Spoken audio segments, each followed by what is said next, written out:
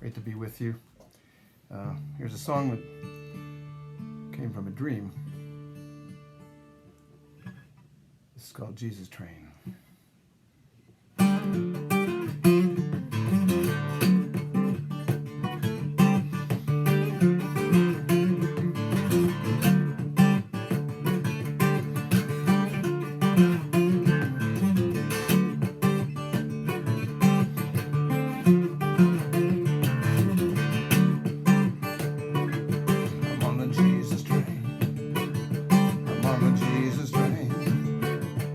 On the Jesus train, headed for the city of God.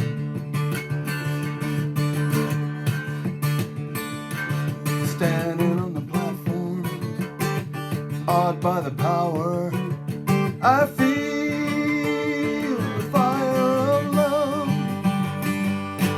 Feel a hand upon my shoulder saying, brother, climb aboard of the Jesus train. I'm on the Jesus train. I'm on the Jesus train.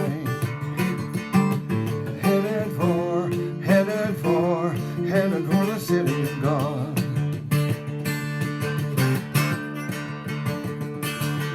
Standing on the platform, locomotive throbbing, I'm drawn to that open door. In the wonder of a child's run, I'm stepping up the stair. I'm on the Jesus train. I'm on the Jesus train. I'm on the Jesus train.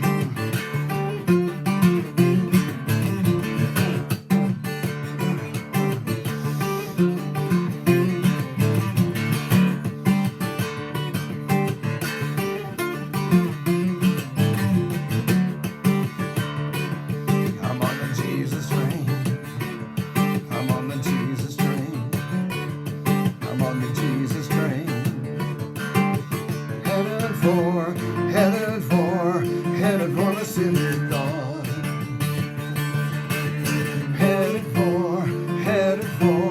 Headed for the city of God. Headed for the city of God. Headed for the city of God.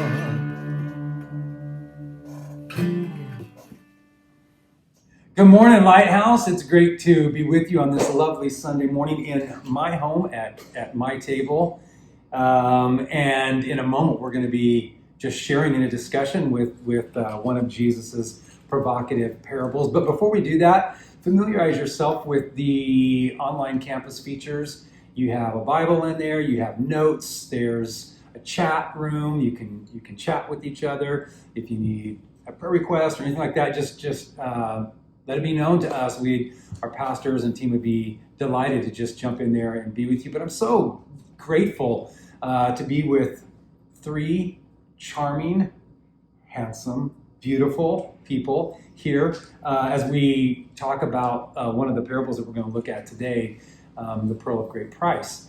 But before we jump into that, before we get into all that, I think it would be good for you to get to know them a little bit. So I'm going to introduce them, and then after I introduce them, I'm going to throw a question out there to them that I would encourage you to think about as well as it relates to your own life and where you currently are as well. So to my left is Jed, my only begotten son. Seated here to my right is Moto, one of his good friends from going all the way back to grade school. Yeah? Second grade, yeah.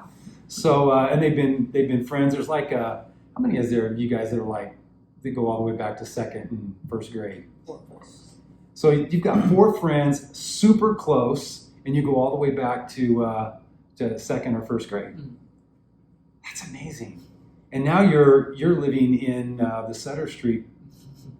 I'm a Lighthouse resident, yeah. A Lighthouse resident. So Moto, and then Izzy. It's so great to have Izzy with us, and so she's going to be sharing a little bit as well. And Izzy's a very close friend of Jed. They're good buddies. That really you guys kind of got to know each other during the pandemic, right? Yeah, that's awesome. So so what we're going to do here is we're going to share the first question that we have, just for us to kind of think through, so that everybody can get to know you guys. Is where are you currently at in your life? What season or phase or pursuit do you find yourself in currently? And we'll start here with we'll let Jed break the ice. Did you want, as far as like phase we're in life, are you talking about like emotionally, or more of like a what you're pursuing, like in terms of work, or like? That's a good question. Whatever you feel to maybe share from, but I think I know people probably like to hear what's going on with your life in terms of work or school, or what your heart is positioned towards in terms of what you want to pursue. Yeah. Do I have to look at the camera? Can I talk? Or No. I don't have to look at the camera. Okay. You can cut that part out.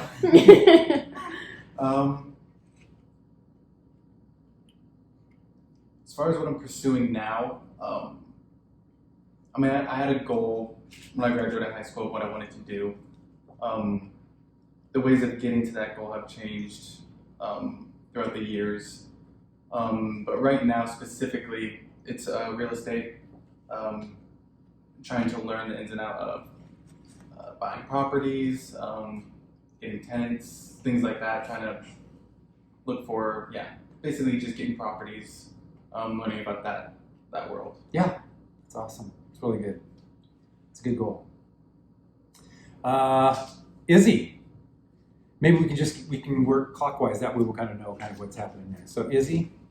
I just moved back from college. I was pursuing a bachelor's of science in biology, but while I was there, I realized that's not really what I wanted to do. So currently, I'm just working 1 in the morning to 5 p.m., working 2 jobs, trying to save up some money. The goal is to move down to San Diego and apply to EMT and paramedic school at NCTI, a really prestigious kind of EMT school that works closely with the military bases they have down there. So they have hands-on combat training and medic training down there. So I think that's where I hope to get. Good. Lovely. I like it. Moto, how about you? Sorry. Really liking this pizza. I just finished my 3rd year at UCSB. Well, my final goal, I think, is to have my name on the big screen somehow, Hollywood. I don't care how, I just want my name up there. How I'm getting there right now is I'm like confused, because to be honest, I have no idea what I'm doing. But I'm trying to figure it out this summer. So is it more on the production side?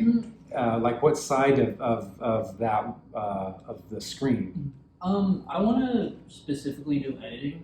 Okay. Yeah, I've been trying to like build up my experience, and over this summer I want to like work on personal projects. Make funny YouTube videos and like content, and I don't know, just see where it goes. Yeah, it's wonderful.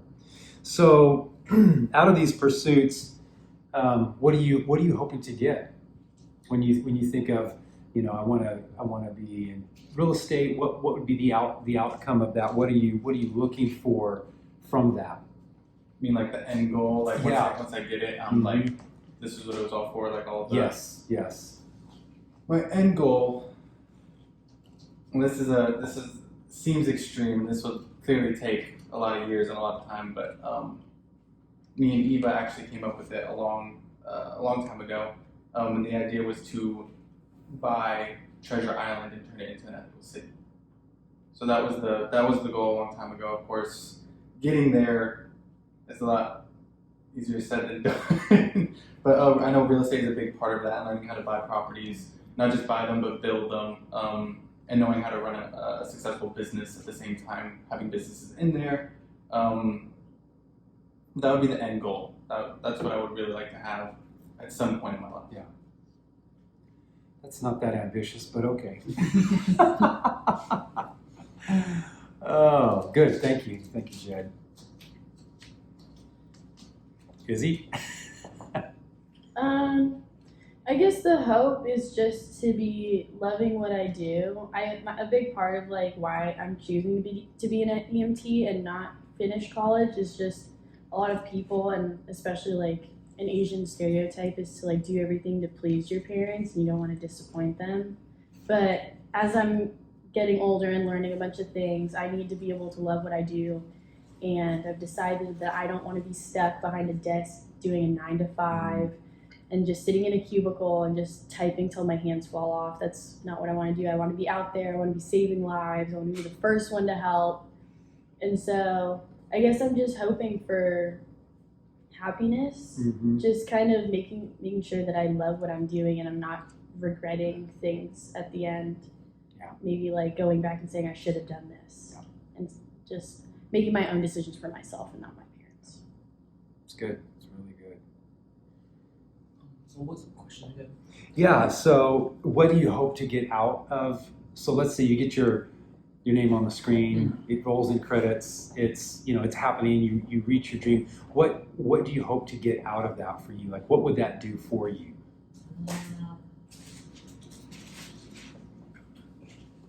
I don't know, maybe a sense of accomplishment. I don't want to live my life with any regrets, I guess. I've seen what that can do to like families, I guess, and then I'm not trying to be like that. That's stuck with me. I mean, that's how I've been thinking for a while, I guess. Yeah. Yeah, it's good. Like It's that. really good. I recently read this. I read about this guy that went to a thrift store in Nashville. I read it today, in fact. So he goes to this thrift store in Nashville. This is like in 2014, and he found in the thrift store it was a framed Declaration of Independence. So he bought it for $2. He thought he would just put it up on his wall. But when he got home, he took it out of the framing to look at it a little bit more closely, and it was dated 1823. And he noticed that there had been a signature on there from President John Adams, and then it had like 1 out of 200 that had been given out. He just sold it for $500,000. Accidentally discovered this in a thrift store, and you hear stories of like stuff like this all the time, like garage. Someone goes to a garage sale and picks something up, and they come to find out that it's worth $250,000. Or I read one was worth like 2.5. Somebody found a painting that was worth $2.5 million. You read about stuff like this, like people accidentally, as they're going along, they come across something that, and if they know, like what are those guys that do the antique stores? They go to all these places and they know what to look for. And then there's people, they don't know what to look for. They just accidentally grab something and then they realize, man, this is worth a lot. So here's another question. What is the most valuable thing that you have ever found? Like material thing? Yes.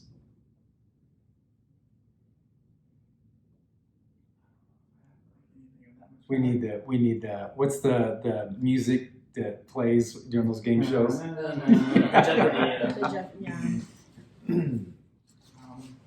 Have you ever found any money laying on the ground?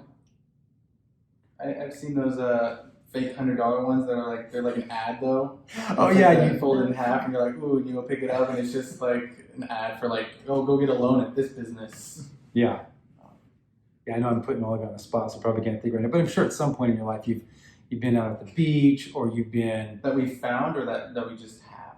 that you found, and you find something. like accidentally come to? Yeah. Or, oh, okay. Yeah, you weren't looking for it, but you look down, and all of a sudden there's this expensive, $20, $100 bill laying there, but a real one. I mean, the most I found is a $20 bill on the ground. I don't think I've ever found anything more than that. Most people would like notice that right away. Yeah. They lost a $50 bill or a $100 bill. They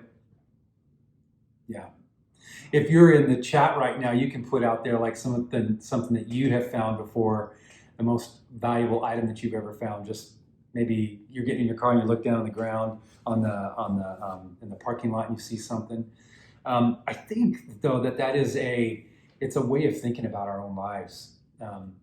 That sometimes we set out for something and then we end up discovering something else. So we're just going to go to the beach and then we look down and there's like, oh my goodness, somebody lost $100 that's laying here and I don't even know how to get it back to them. So, well, you know, what do you say when we were kids? Used to say finders, keepers, losers, weepers. So, you know, you have something like that. But I think really life has a lot to do with that. Like there's moments where, you know, what we would say serendipity, but these serendipitous moments kind of smack you upside the head, and you really, blessed are those who recognize those moments, and cursed are those who don't. Like they don't realize what it is. Like how many people walked by in the thrift store and looked at that Declaration of Independence and said, "Oh, that's so stupid." You know, I mean, I've got a digital copy of that on my computer. I can download that from the internet.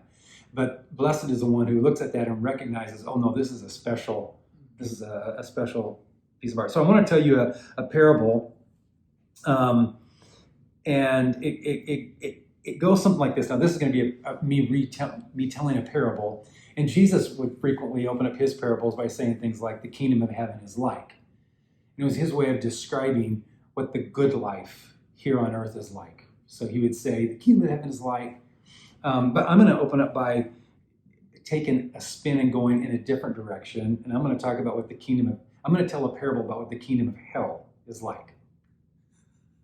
So, and this parable of the kingdom of hell is like would be according to Homer, who wrote the Odyssey and the Iliad. So the Greek king of Corinth, Sisyphus believed that he could outwit death, and he did on a couple of occasions. He outwitted death. And this filled him with a lot of hubris, and he came to believe that he was even more wise than Zeus himself, you know, the god of gods. And so he said, you know, I've outwitted death, and no one can keep me there. And Hades, however, was really kind of perturbed by this. So Hades sent Hermes, which was the god of merchants, the god of kind of the in-between world, to travel and to seize him quickly and drag him back to Hades. And so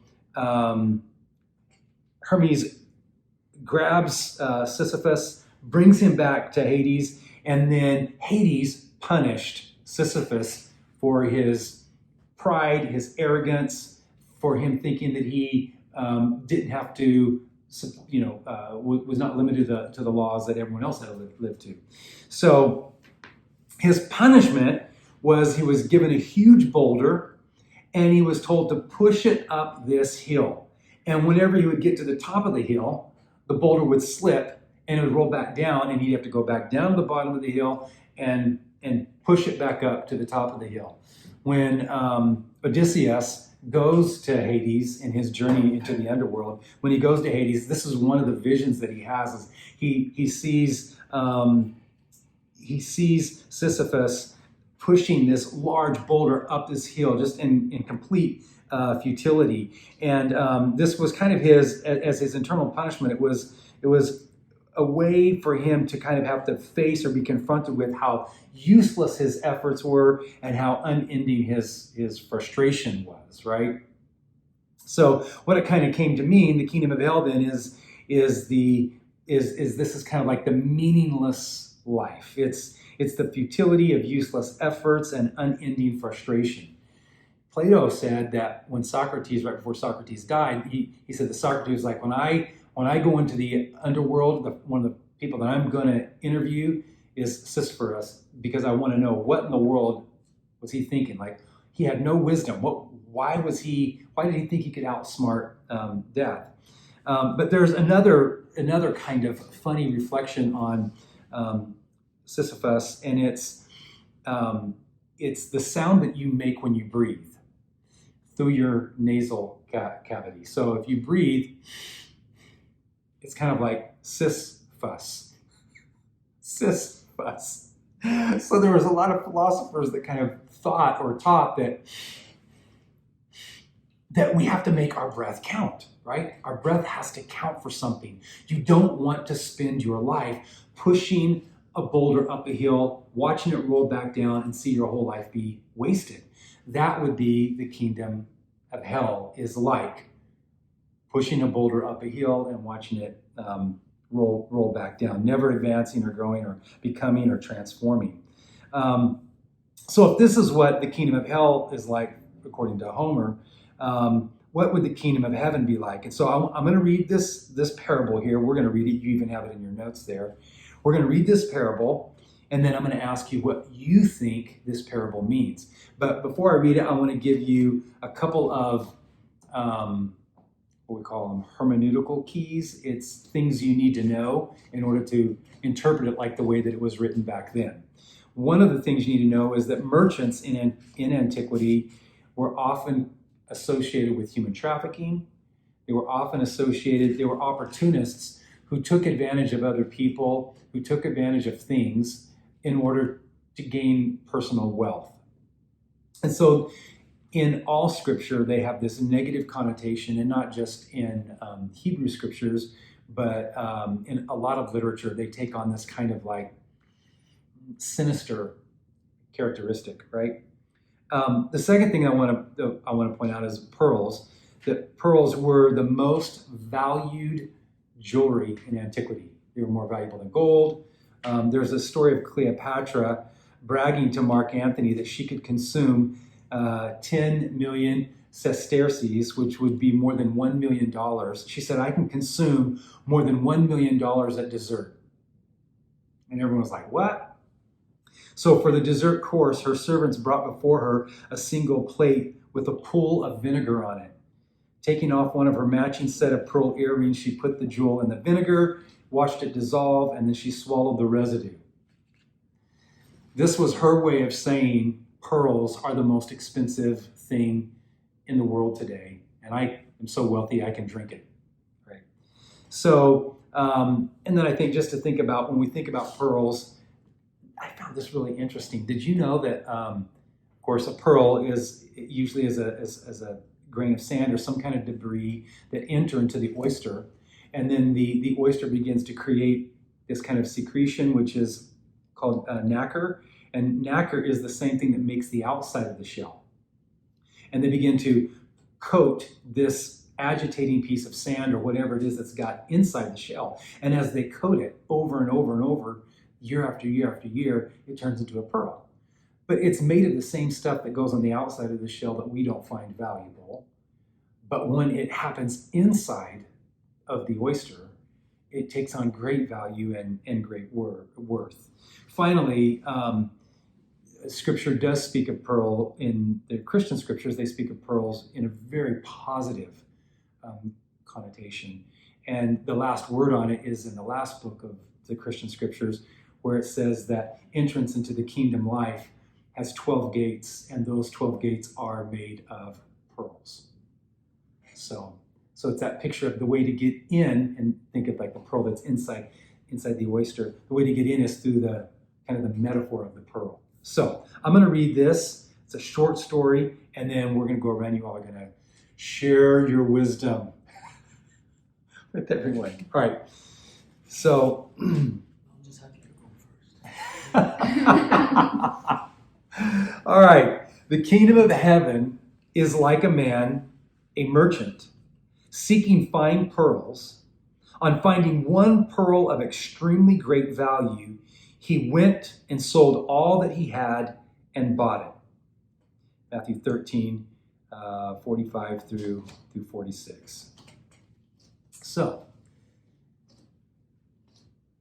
initial thoughts. What do you think Jesus is saying that the kingdom life, the good life, is really like?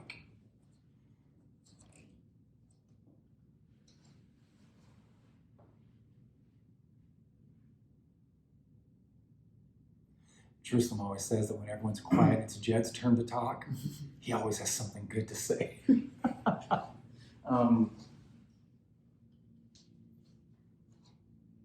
I think this might be, the way I view it is, it's a way of Jesus saying that heaven is worth giving up everything you own for.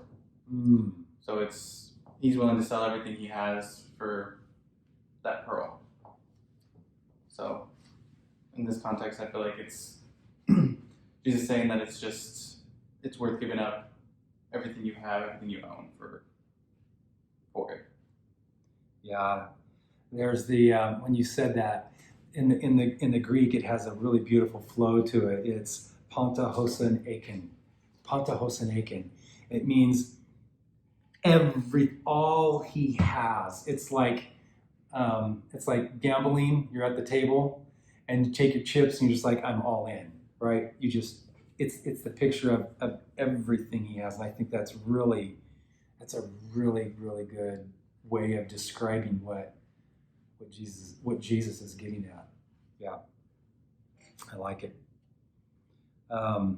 Izzy, what do you think? What's sticking out to you, or what's this kind of speaking to you or meaning to you? Kind of building off what Jed said, giving up everything. It is comparing the pearls of heaven and giving everything up, like material wise. I guess he's just kind of saying that heaven is worth way more than anything you could ever find on earth. It surpasses everything that you could have ever wanted here, and it's just nothing else compares. Yeah, when you think of heaven, because you said heaven as well, when you think of heaven, do you think of heaven as something that we go to after we die, something that can be present inside of us here and now, both? Like, what's your thoughts when you think of that? Want me to go? Sure. Honestly, I really don't know. I feel like it's something that we can't comprehend. So like, you can try to put it into words, you can try to read about it, but I feel like the only thing that we can really put into words is that it's either something we go to up above or it's something within. Either way, I feel like there's no way you can actually describe it unless you're in it. So I feel like those are the best ways to describe it, but you can't really describe it unless you're there. Yeah. I know one of your favorite scriptures or kind of life mottos is seek first the kingdom, and I think there is that idea that you're tagging into when we say we don't know. The idea of mystery is something that I think keeps us curious and keeps us questing. Like we don't know, and so there's a mystery aspect to it for sure. In Jesus' language, it was, it's both and. It's not either or, it's both and. It's yes, it is something that's indescribable, that's mysterious, that's beyond this life, but it's also something, he says, that's within you. And it's kind of like a magnet. It's that thing within you that's attracted to that thing that's without you, that's kind of pulling him. And this man has found that thing that's worth everything for, and selling all. Did you have any thoughts on that, Izzy, as it relates to they having discussion? Not really. Awesome. What do you think, Moto, when we went to read this story that Jesus told? What were your thoughts or your perspective? I mean, they kind of really said everything that, like, so just copy and paste. Honestly, I think they covered everything. Like, I really can't add any more. I wish I could. Well, we said something about the merchant. Let's go back to this, because we said that merchants were viewed negatively in antiquity, and yet Jesus takes a negative stereotype and actually brings something positive out of it. Like, you don't walk away feeling negative about this person. I think when you look at this, in fact, he says,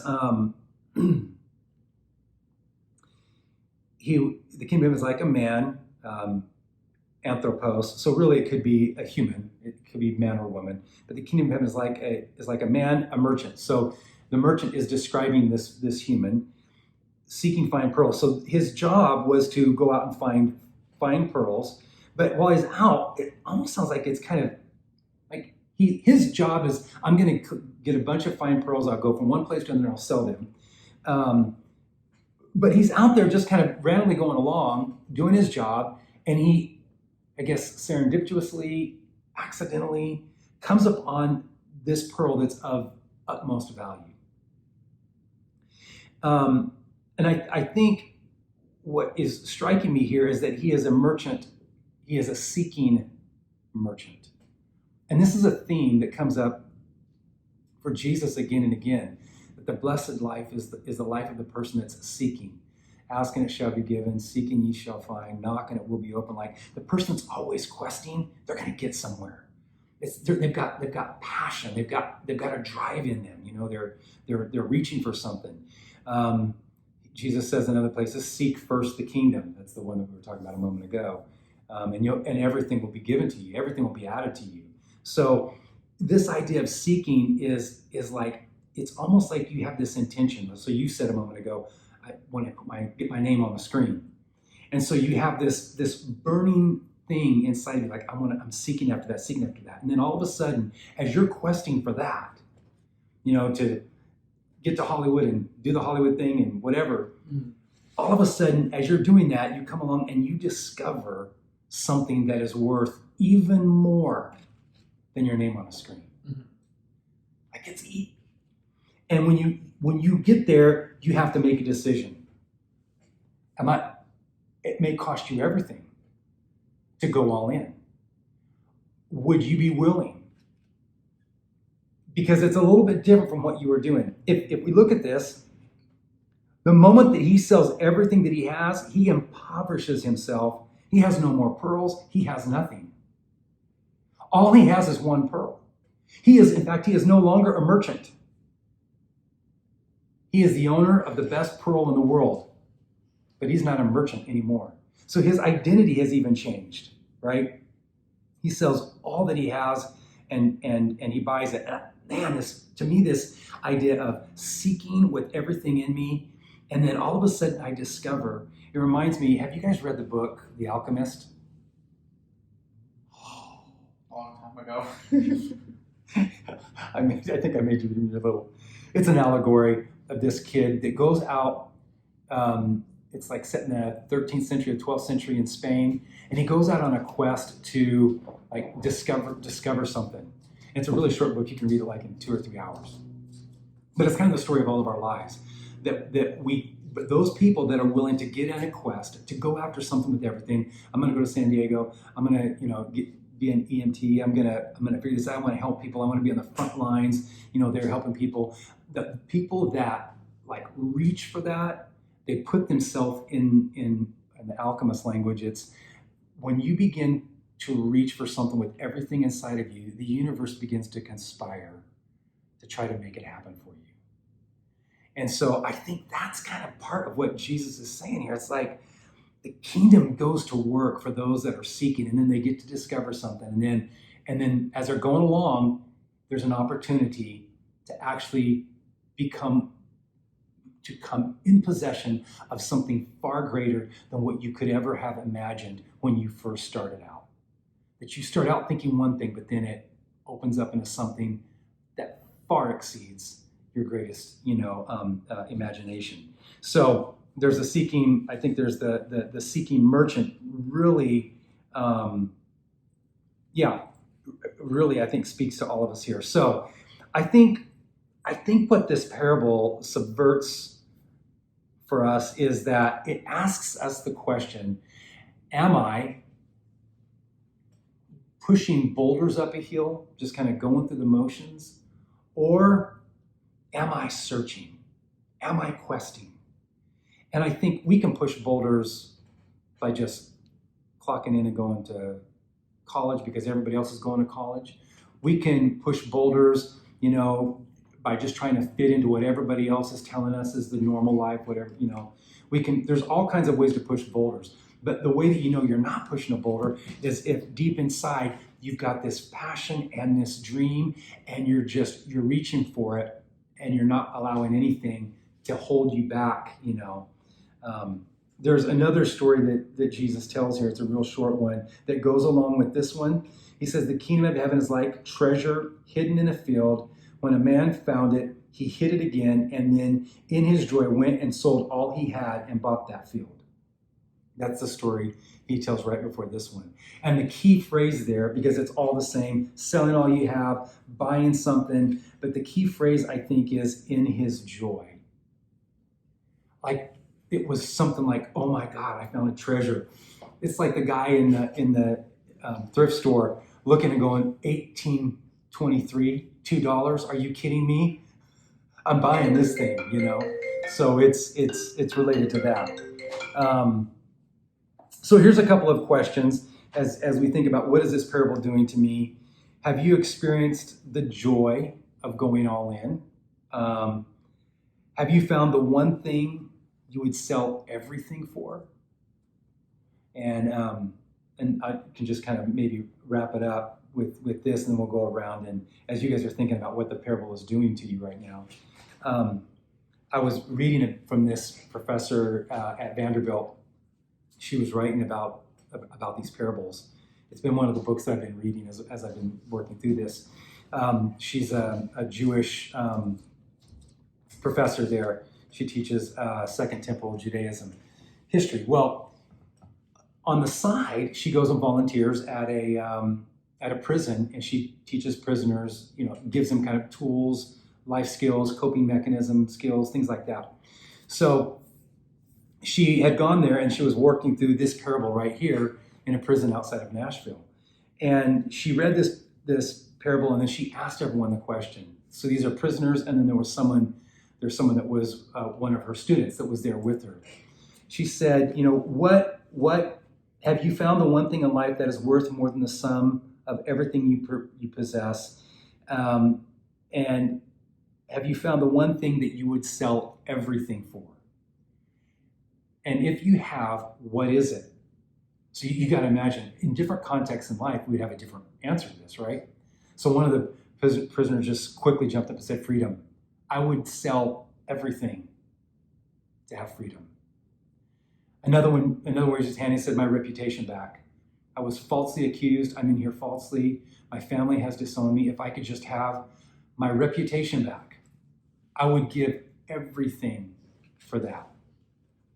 And then one of her students that was there with her, she said, I have found what I'm looking for, and it cost me. It cost me everything. And she was like, what? Well, share with us.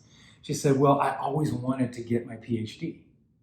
It's like from when I was a little kid, I wanted it. But life happened. I got married.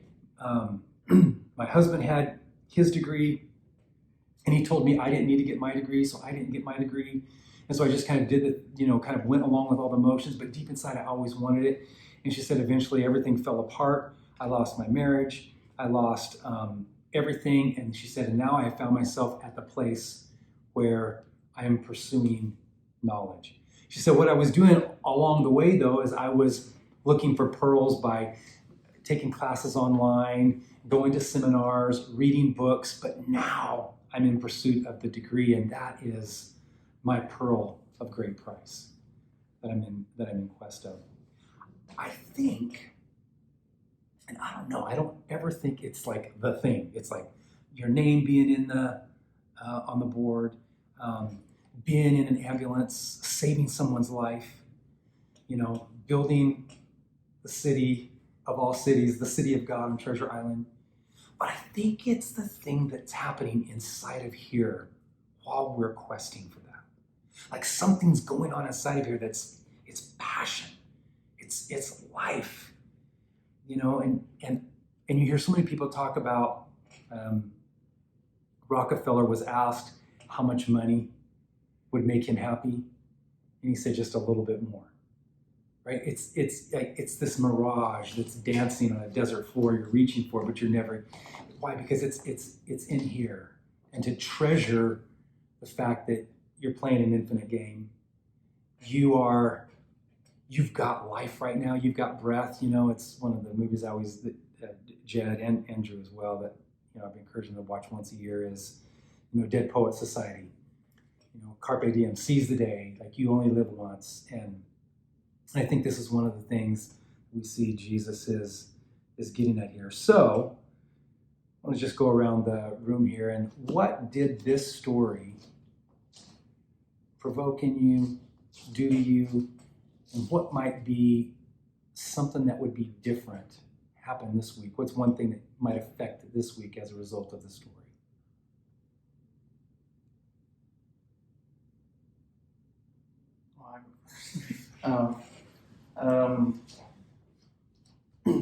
I think for me, it just brings to light that you can't really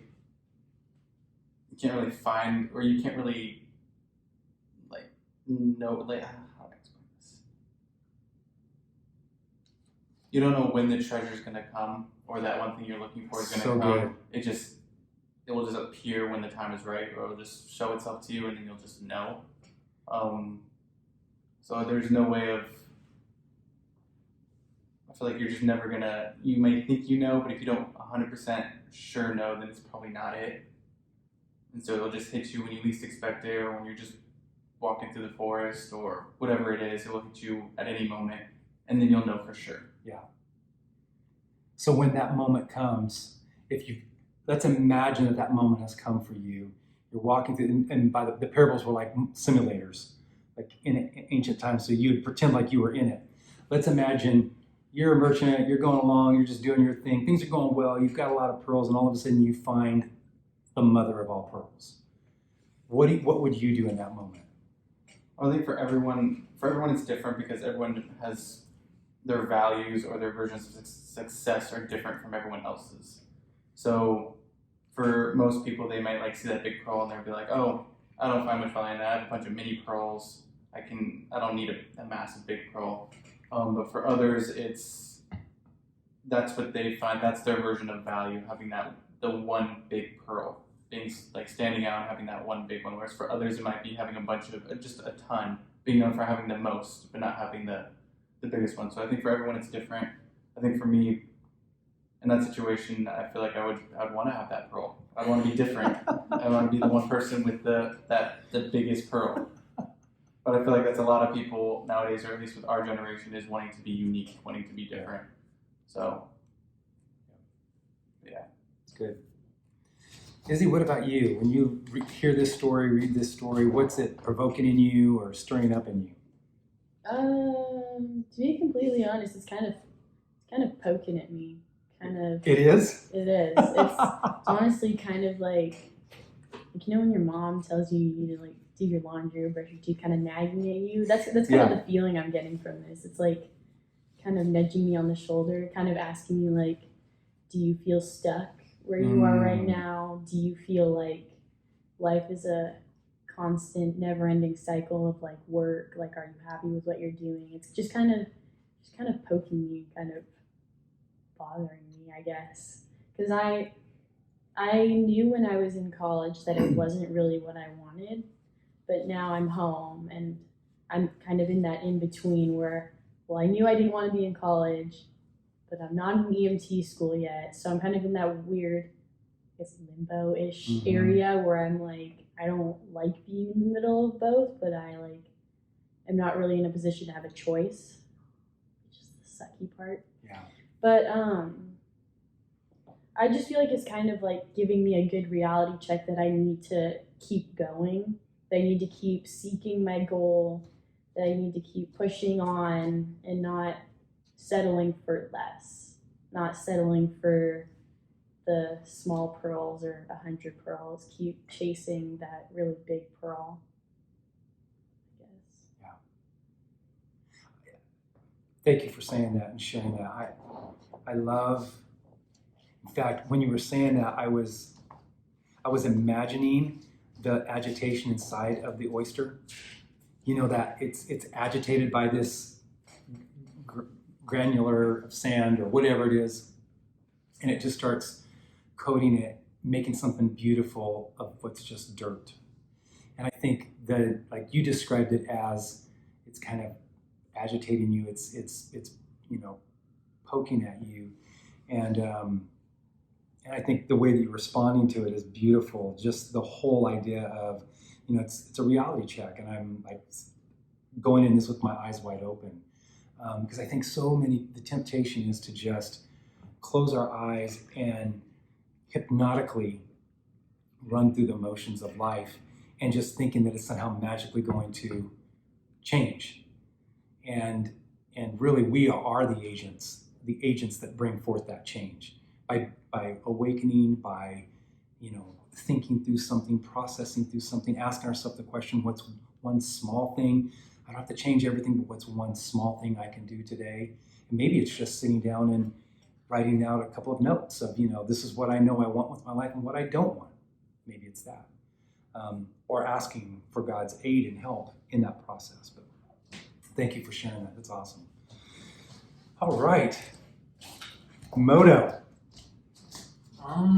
I mean, I guess from that story or what I got from it, I mean, I don't think I really got the intended message. I mean, I went kind of off track with it. I kind of started, after listening to the story, I kind of started thinking to myself, like, do I actually have something I would give up everything for? Or like, if there was, like, what is it? And then, like, I was just thinking, like, a lot of things in my life are very uncertain, and like I have no idea what I'm gonna do. And I think it's just who I am. I like to think about like the future and the past, not the present. So if we were like referring to the pearls, I like to think about like what the future pearls that I'm getting instead of like thinking about the one pearl that I have, if that makes sense. Yeah. So I don't know, just from that story, I guess instead of just thinking about like all the pearls that I'm gonna get, I feel like I should be just focusing on the one that I have or the one that I'm willing to give everything for. That's awesome.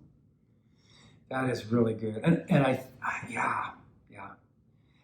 think when we find the one thing that we're willing to give our whole life for, we've hit it.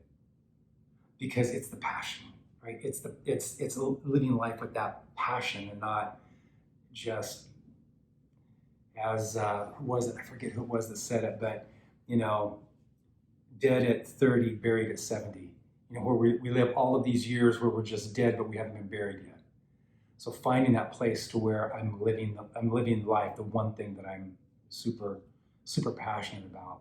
I was reading somebody today, and they had done a study of all the great leaders in history, and they said the one thing that's consistent with every leader is they all had passion.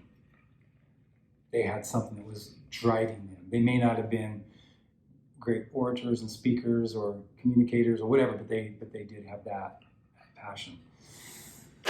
Lighthouse, thank you for being with us around the table today.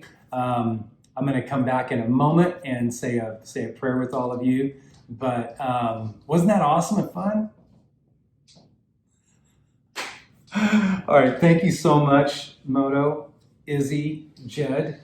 Thank you for sharing your time with us and your knowledge and your story, the story of your life with us. And our hearts and prayers are with you as you unpack and unfold what's coming out before you in your journey, that it would turn out to be beautiful and glorious and all that good stuff. All right. Be back with you in a moment, Lighthouse. Thank you for being with me today, Lighthouse, and sharing time with Jed, Izzy, and Moto. We had some time of discussion together, and it was just a beautiful time of reflecting. I wanted to close out though with prayer and invite all of you to allow these words from Jesus to provoke you in your thinking as it relates to what am I willing to sell everything for? Have I found that pearl of great price? And I want to encourage you to also to think about it in terms of whatever it is, that is the kingdom of God, the kingdom of heaven that is at work within you. Let me pray.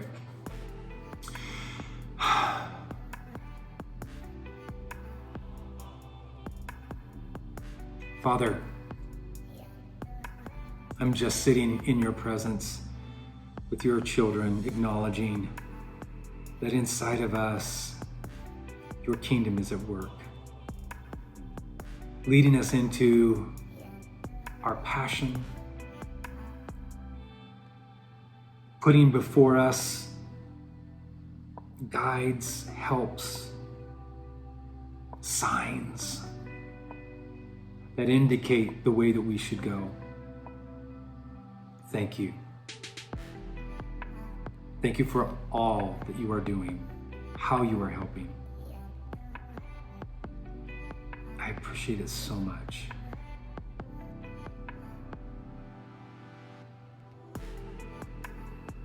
I'm just sensing in this slow-paced moment an awareness that the name of Jesus is hovering over us right now.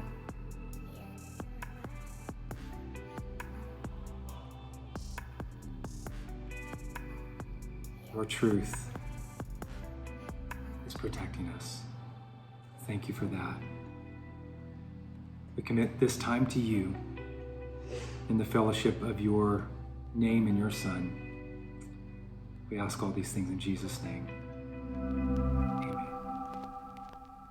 Thank you for being here, and prepare your heart to give today. You know, because of what you do in this 30-second moment in our service every week, we can do some amazing things. We help people here locally, we help people around the world, and we know, here's what I've learned in my life.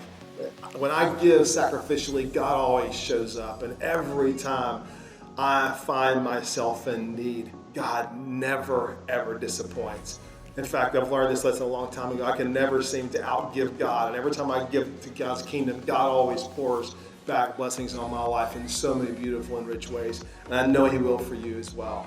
So if you want to participate in the offering today, maybe you want to give a percentage of your earnings this month or this week. Maybe you want to step in and give something sacrificially. You can see right there in this campus, there's a link to give. You can also click give on the website, or you can text 77977. You can put SF Lighthouse in the body, and it will begin a conversation with you about how you can get involved in giving. Anything you need, any of the information that you're looking for can be found on our website or in the app. Make sure you've downloaded that. If you want ready to take a next step in your involvement in the Lighthouse community, you can do it all in the app or on the website. Hey, thank you for being here today. Get your and to you also's ready, and let's wrap this day up beautifully. You guys ready? Here we go. Get my glasses. All right, here we go. May the Lord bless and keep you. May His gospel give you peace. May His Spirit fill you with joy. May you be His disciples, making disciples. May His face shine upon you, and may you be courageous ones, receiving His kingdom in the name of the Lord Jesus Christ. And to you also. We love you, Lighthouse. Can't wait to see you soon. God bless, and have a great rest of your Sunday.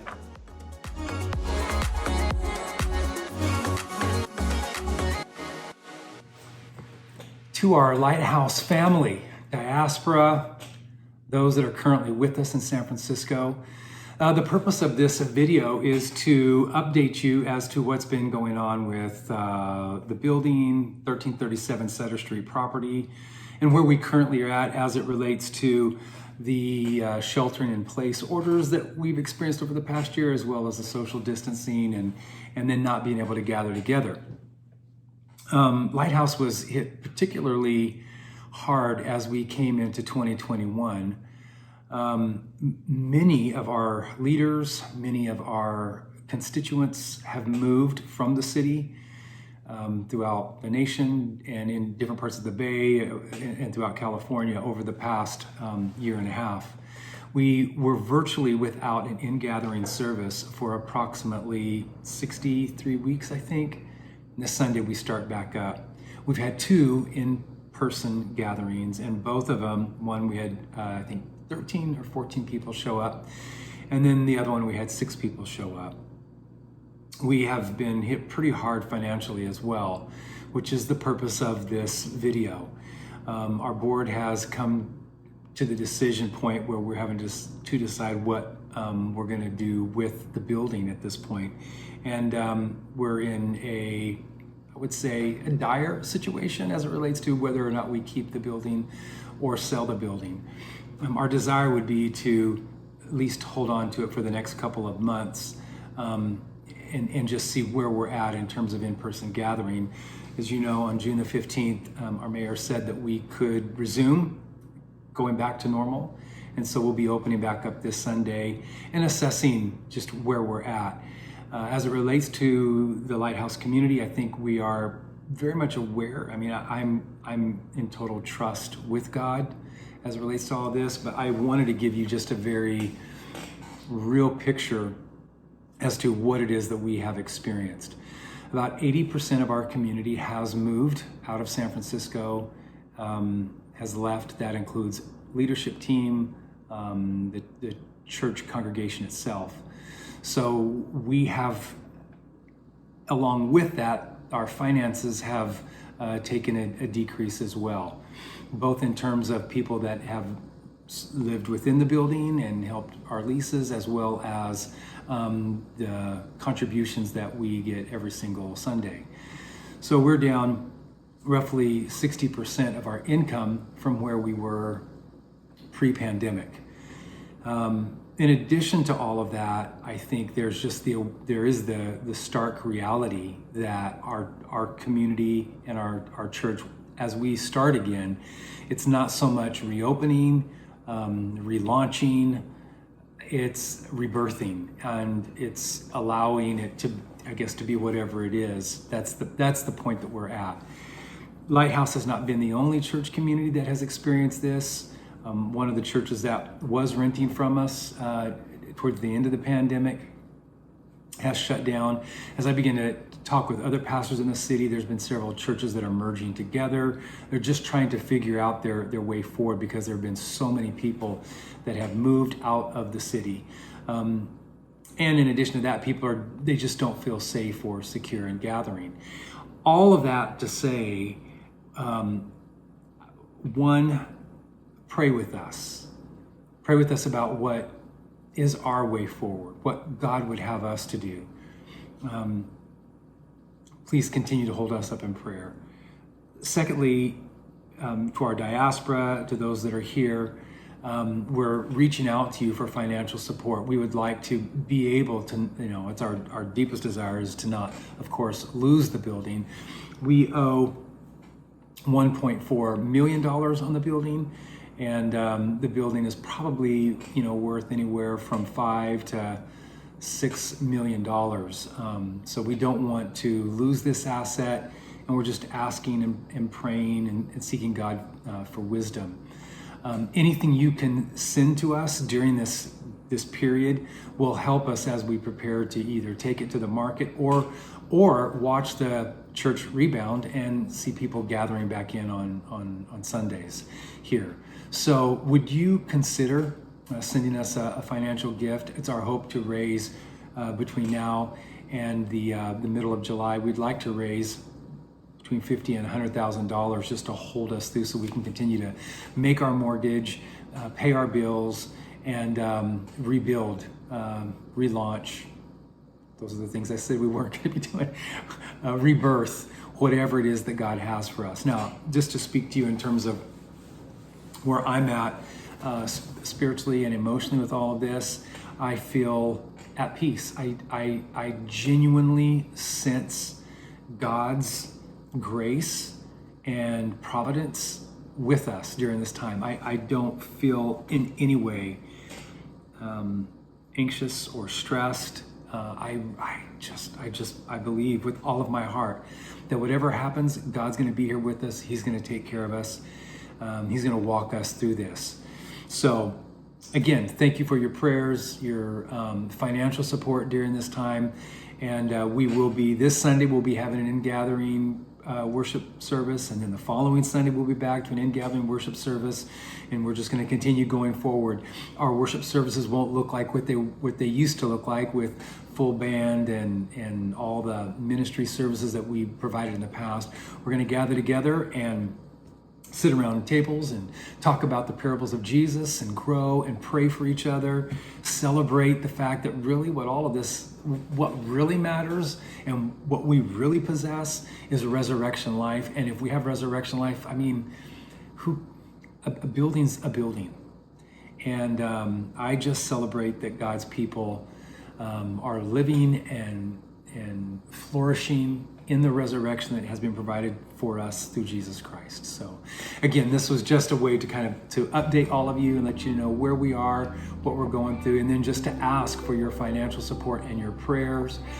If Lighthouse has in any way benefited you, helped you, encouraged you, whether through teaching or worship times or prayer, or offering you financial support while you were going through a crisis, if we've been there for you in any way, you being able to be here for us now would be just such a tremendous blessing. And I don't take for granted that we would not be here if it wasn't for you. You have been the ones that have financially supported us, sustained us through the years, and you continue to do so. So thank you so much. Genuine love and gratitude in my heart for all of you.